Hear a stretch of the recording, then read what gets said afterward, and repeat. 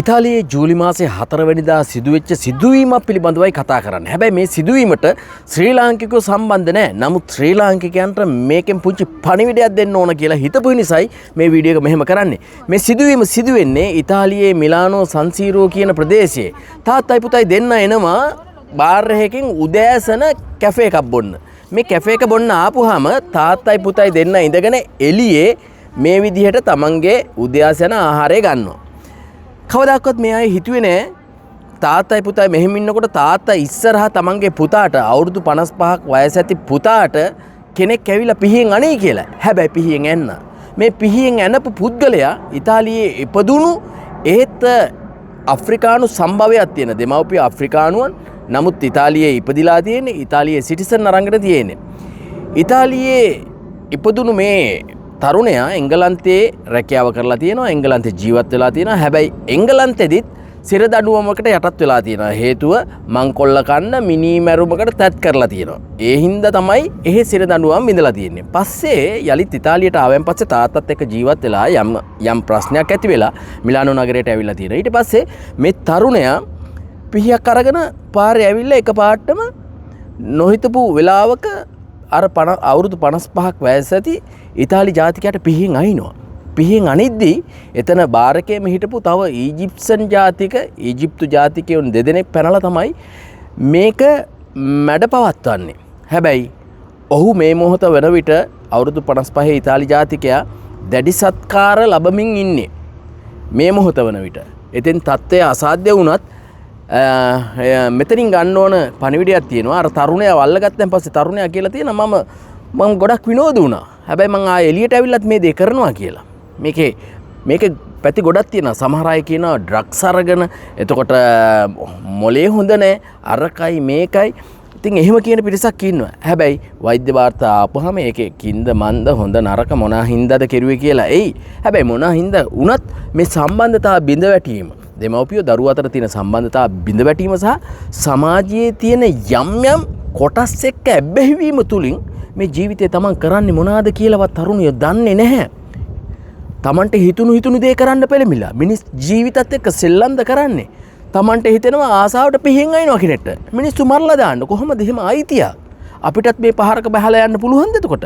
මීට පෙරත් ওই වගේ සිදුවීම් සිදු වුණා ඉතාලියේ. රස්නේ කාලේට සමහර අය කියනවා රස්නේ කාලේට මේ පීඩනයත් එක්ක යම් දේවල් සිද්ධ වෙනවා කියලා. එහෙම කියලා මිනිස් ජීවිතයක් නිකරුණේ විනාශ කරන්න පුළුවන්ද? මෙහි ජීවත් වෙන ගොඩක් දරුවන්ට දෙමව්පියොත් එක්ක තියෙන සම්බන්ධතා දුරස් වෙනවා. දෙමව්පියෝ බලන්නේ තමන්ට තමන්ගේ පුංචි කාලේ නොලැබිච්ච දේවල් ඉතාලියේ හම්බෙච්ච. එහෙම නැත්නම් ලංකාවේ ඉපදිලා ඉතාලියට ගෙනල්ලා ඉතාලි අධ්‍යාපනය ලබා දීලා දරුවන්ට රජසැප දෙන්න, තමන්ට නොලැබිච්ච දේවල් දරුවන්ට දෙන්න තමයි දෙමව්පියෝ උත්සාහ කරන්නේ. දරුවා ඉල්ලන දේ දෙනවා. හිත රිද්දන්න කැමතිම නැහැ. අම්මා දෙන්න අකමැති නම් තාත්තා දෙනවා. තාත්තා දෙන්න අකමැති නම් අම්මා දෙනවා. දරුවට කීකරුකම තියාගන්න බැරි වෙච්චාම අකීකරු වෙන දරුවෝ දෙමව්පියන්ගේ කීම අහන්නේ නැහැ. අම්මා කියන දේ අහන්නේ නැහැ. තාත්තා කියන දේ අහන්නේ නැහැ. දෙමව්පියන්ව දාලා සමාජයට යනවා. යාළුවෝ ආශ්‍රය කරනවා. හොඳ යාළුවයි හොඳ නැති යාළුවයි කියලා ભેදයක් නැතුව යාළුවෝ එක්ක යනවා. දරුවන්ට සමහර තැන්වල තේරුම් ගන්න බැරි දේවල් මේ රටවල් වල තියෙනවා.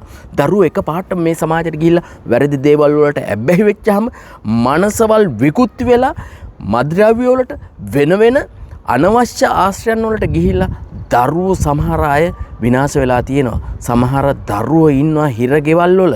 සමහර දෙමව්පියෝ ඉන්නවා හිරගෙවල් වල. පරිවාසයේ දරුවෝ ඉන්නවා. මේ ගැන අපි හැමතිස්සෙම කතා කරනවා. ඉතින් දෙමව්පියන්ගේ ක්‍රියාකලාපයන් නිසා දරුවෝ විනාශ වෙච්ච අවස්ථා අපි දැකලා තියෙනවා. ඒ අවස්ථාවලදී තමයි අර පරිවාස වලටත් ගිහිල්ලා තියෙන්නේ. දෙමව්පියන්ට සමහර වෙලාවට දරුවෝ ඉස්සරහා හැසිරෙන්න දන්නේ නැහැ. ගෙදර හැම ප්‍රශ්නෙම දරුවා ඉස්සරහා निराකරණය කරගන්න හදන්නේ. පීඩනයන් වැඩපොලේ තියෙන ප්‍රශ්නයි, ඒ වගේම සමාජයේ තියෙන ප්‍රශ්නයි, හැමදේම ආර්ථික ප්‍රශ්නයි, හැමදේම දරුවා ගාව. දරුවට සමහර වෙලාවල් වලට මේ පීඩනය දරා ගන්නත් බැරුව යනවා. ඒ වගේ වෙලාවල් වලටත් මේ හොඳට කීකරුවෝ ඉන්න දරුවා අකීකරු වෙනවා. ඉතින් මිනි මරණ තැනටපත් වෙන දරුවන්ගේ හැම දෙයක්ම හොයලා බලපුවාම එහෙම දේවල් තියෙනවා. කරුමෙට හැමදේම ඉඩ දීලා ඉන්න බැරි සමාජයක් තමයි මේක. බලන්නකෝ දැන් ඒ අම්මයි තාත්තයි ඒ දරුවගේ කියලා තියනවාද මිනි මරපන් කියලා සමාජයට ගෙනත් දාලා තියනවාද? මිනි මරන්න ඉස්කෝලේ යවලා තියනවාද? නැහැ. මේ පරිසරය තුලින් තමයි තමන් හැදෙන වැඩෙන සමාජය තුලින් තමයි මේ හැම දෙයක්ම අවුල් වෙන්නේ. ඒකින්ද අපේ දරුවන්ව බේරගන්න අම්මලා තාත්තලා පුළුවන් තරම් හොඳ සමාජයට යොමු කරන්න අපි වෙරදරන්න ඕන. අද දවසේ ඉන්න මට හෙට දවසේ මොනවා වෙයිද? කෙනෙක් මාව විනාශ කරන්න පුළුවන් මේ තප්පරේ ඇති මාව විනාශ කරන්න. ඒ වගේම තමයි ඔබේ දරුවාව. ඔබේ දරුවා යන තැන පිළිබඳ අවධානයෙන් ඉන්න, කරන දේ පිළිබඳ අවධානයෙන් ඉන්න. දරුවට ආදරේ වගේම තමයි දරුවගේ ඒ ආදරේ ලබන දරුවගේ සීමා තියා ගන්න පුරුදු කරන්න. හැමදේම සල්ලි වලට කරන්න පුළුවන් දේවල් තියෙනවා, බැරි දේවල් තියෙනවා. මනුස්සකම් හැදිච්චකම් සල්ලි වලට කරන්න බෑ. ඒ හින්දා ඒ සල්ලි වලට කරන්න බැරි දේවල් සමාජයෙන් කරන්න පුළුවන්. සමහර විට අදහන ආගමනුව දහම් පාසල් වලට Taman ජීවත් වෙන පරිසරයේ හැදෙන වැඩෙන දරුවෝ පාසලේදී හමු වෙන විදේශගත දරුවන් අපිට මුණ ගැහෙනවා. ඉතාලි ජාතිකයන් වගේම අනිකුත් විදේශිකයන් ඒ අයගේ සිතුම් පැතුම් ආකල්ප ක්‍රමය ජීවත් වෙන විදිහ වෙනස්. ඉතින් මේවා ගලපගද්දි අම්මලා තාත්තලා පිටිපස්සෙම ඉන්න. දරුවා ගැන වැරද්දක් කවුරු හරි කිව්වොත් සමාජයෙන් ඒ ගැන කියන කෙනාට දොස් කියන්නේ නැතුව හොයලා බලලා ඒ කියන කෙනාට ස්තුති කරලා තමන්ගේ දරුවව යහමකට ගන්න. එහෙම වුණොත් අපේ ශ්‍රී ලාංකිකයන්ගේ මේ වගේ පුවතක් අහන්න නොලැබේවි. හැම දිනකටම ජය වේවා. ආයිබෝන්.